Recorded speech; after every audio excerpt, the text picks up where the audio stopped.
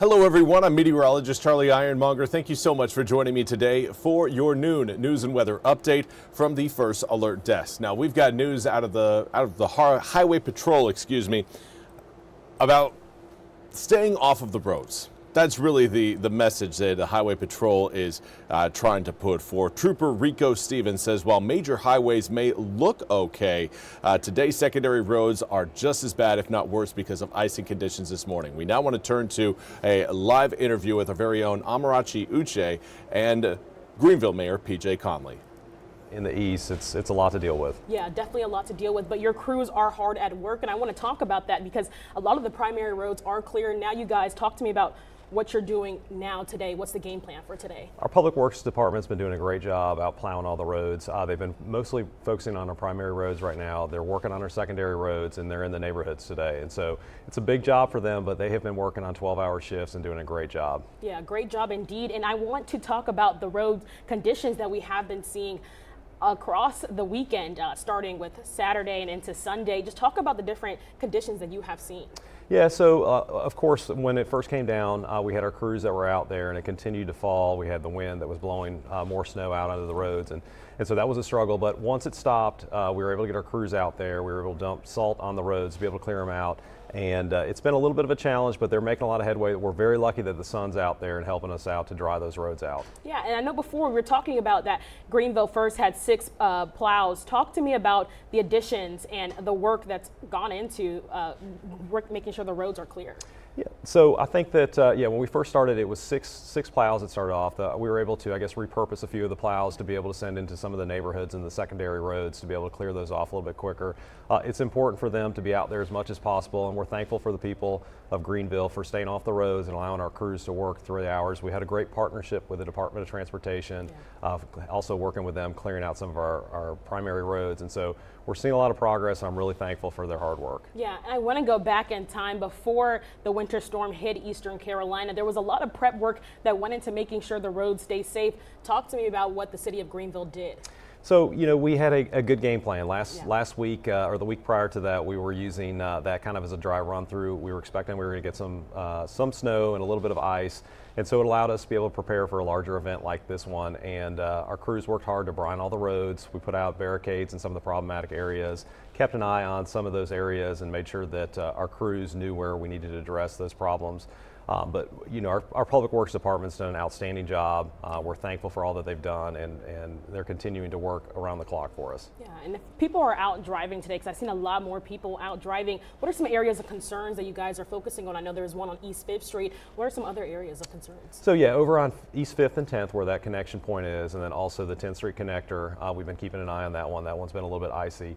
Our crews are out there. They're identifying those spots. They're putting out salt. They're brining those areas to make sure that the snow and slushy mixture melts, and then they'll go back out there, clean those areas up, and then head back into the neighborhoods to make sure that we get those neighborhoods taken care of. I know people want to get out of their house, and we're going to do our best to get them out there as quick as possible. Yeah, and one of my last questions for you, Mayor, just what's your message to people who've never even seen this much snow, like myself, for example? What's your message to them as they head out? Enjoy the snow. Do the best to stay off the roads if you possibly can, because we want to make sure that our crews can get through the neighborhoods safely. The faster they get through, the faster we can get your kids back to school. So. Perfect. Great advice indeed. All right, thank you, Mayor, so much for joining me today. Thank you for having me. Thank you. And again, that was Amarachi Uche interviewing Greenville Mayor PJ Conley. Again, we now want to turn back to the story we were talking about, of course, with just like what Mayor Conley was talking about, staying off of the roads. Trooper Rico Stevens says roads may be deceiving as patches of ice could pop up out of nowhere. Now, the Highway Patrol says if you do slide off the road, get to a safe place until help arrives. Now, over the weekend, Stevens says there were not that many crashes in Troop A. While the majority of calls were for people who slid off the highway, he said call volumes were high as troopers were at least 3 or 4 calls behind at times. Now, statewide, troopers have investigated 1,112 crashes, including 2 fatal accidents in Robeson and Rutherford counties between Saturday and 11:30 a.m. on Sunday. Again, we have been looking at rough road conditions across eastern North Carolina. There you see again just a backup of people on the roads. My best advice to people, echoing what Mayor PJ Conley said, stay off of the roads. It's not fun driving right now. It's not fun, not a good time. So if you can help it, avoid it at all costs. But we do, of course, want to highlight some of the other news that is happening in eastern North Carolina. Then we will touch on your weather forecast. But we do have an inmate death investigation that is underway in Chowan County. Officials say the Chowan County Sheriff's Office says personnel were called to the jail for a medical emergency after 4 p.m. on Friday. Detention officers requested emergency medical services after they said an inmate was unresponsive in a cell. Officers began life-saving measures on the inmate, who was later identified as John Reese. Deputies and EMS say they continued life-saving efforts upon arrival, but Reese was then pronounced dead. The SBI is currently investigating the death. Deputies say they will share more information if it becomes available. And now for a look at your weather forecast. Again, I've continued to use the airport cam, the Pitt Greenville airport cam, as a barometer for road conditions. And this again is a pretty decent picture of what we can expect roads to be like. Note again, we still have compact ice and snow on parts of the tarmac. There are certainly some spots that are nice and clear, but then other spots that are wet. And that is the problem tonight, is all of those wet spots that you're seeing right now.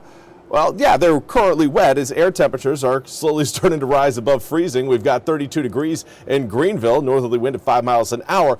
But all of those wet spots are going to refreeze after sunset tonight. Air temperatures will be down below 32 degrees by that point, and we will lose out on the sun, which will again lead to rapid cooling. Maybe not quite as cold as what we saw earlier this morning, where both Jacksonville and New Bern snapped temperature records. It was 15 degrees earlier this morning in Jacksonville. It was 13 in New Bern. Now, old records of 16 and 19 degrees respectively were set back in 1980, same year as one of the biggest snowstorms in eastern North Carolina history. Of course, we just got done with a fairly big snowstorm, one of the biggest in eastern North Carolina history. So not all that shocking again that we are seeing record-breaking cold across the area. Right now, many of us are sitting generally in the low to mid 30s. We've got 31 degrees in New Bern, 30 in Plymouth, 33 in Washington, Jacksonville, Goldsboro, and Ahoskie. It is cold throughout eastern North Carolina. Right now, though, winds are showing up with a 40-degree reading. If that's the case, we'll see significantly more melt across central Bertie County. But for right now, again, it is still cold, especially when you factor in the winds. Now, where we should be this time of year is, well, generally mid-50s to upper 50s and approaching the 60-degree mark as we head through the tail end of February. Normally we see, again, overnight lows in the mid-30s. Not a whole lot of change there from January, but we will start to warm up over the next few weeks. Now, we do have a question from Carolyn Younger. What is the condition of 264? Carolyn, I would direct you to the drivenc.gov website, as they, again, not only have a live look at what traffic conditions are looking like, but they also have webcams up that you can go, click on them, and get an idea of what road conditions are over the section of 264 you plan on traveling. So, I think I have not driven on 264 myself today. I came really Thomas Langston, which was a mess. But then Evans Street and Greenville Boulevard and even Arlington Boulevard were all fairly clear in Greenville. But as far as 264 goes, I would again encourage everybody who's wondering, maybe it's not 264, maybe it's another street, another road. drivenc.gov. It's got a great set of cameras up that, again, you can kind of pick out where you're planning on heading to get a better idea of road conditions. As far as winds go, fairly light right now. We've got northwesterly wind at around 4 to 8 miles an hour for inland areas, getting up to around 10 to 15 miles an hour for those of you watching closer to the water. Coming up later on this afternoon, highs again likely getting into that low to mid 30s range, pretty much where we're at right now. We may add another 2-3 degrees on top of what we're seeing currently, but then overnight tonight, this is the important part, we may get above freezing today, but overnight tonight we are dropping well below freezing, looking at 28 degrees by 6, and then again quickly falling as we head through the evening hours down into the mid-teens coming up tomorrow morning. So anything that's left on the ground overnight tonight is going to refreeze, and it's going to make for another headache early on tomorrow. And then tomorrow, mid-40s, that will certainly spell doom for any leftover pockets of snow. As snow is, again, not cut out for the mid-40s. That will really increase the melts across eastern North Carolina. Now, Chef Williams, any more weather headed this way? Always more weather headed this way. The question I'm anticipating you're truly meaning, any more winter weather heading this way. Now, we do have some rain showers. It'll be rolling across the east late Tuesday, more so early Wednesday morning. There you can again see those raindrops filling in. After this system, this initial area of low pressure rolls through, the rain showers clear the coast. That should likely happen Wednesday in the afternoon. Then we again are going to be faced with the opportunity for perhaps a few stray snowflakes. This is not the same sort of impactful system that we just got done with this past weekend. Right now it's looking more like a cold rain to freezing rain event versus anything else, but it's not that area of low pressure you're seeing over the Great Lakes. This is a system again that's going to be giving us the rain showers, the one you're seeing back towards Missouri and Arkansas. That's the one that's going to be giving us the rain showers Tuesday night into Wednesday morning and through most of the day on Wednesday. That will also bring about colder air. Once that cold front moves off the coast, then we've got colder air settled over eastern North Carolina. Then we look further back towards the west. We've got another little low pressure system trying to form over Oklahoma. This could again give us perhaps maybe a few stray snowflakes. But if you're thinking, okay, we've got another round of what we just had, not the case. That is not going to happen, at least not with this system.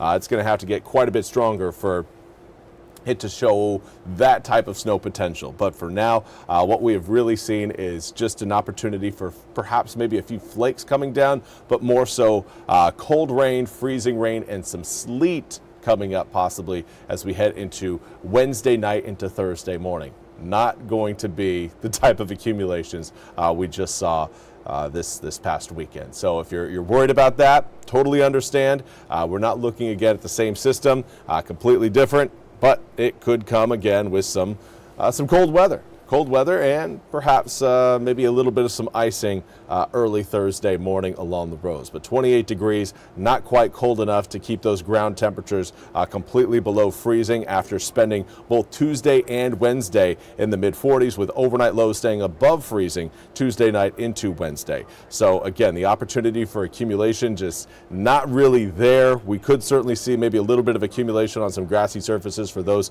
who receive a few snowflakes, but I don't think the snowflakes are going to be anywhere, or excuse me, I don't think the snowflakes are going to be everywhere. I think they'll be in maybe a few select pockets, but not going to amount to much. 46 degrees on Friday, 37 on Saturday, 40 degrees for Super Bowl Sunday, and then 47 on Monday, sunny and dry for pretty much that entire 4-day stretch. Monday, slim chance of maybe a few drops coming down, but nothing you need to go changing any plans over.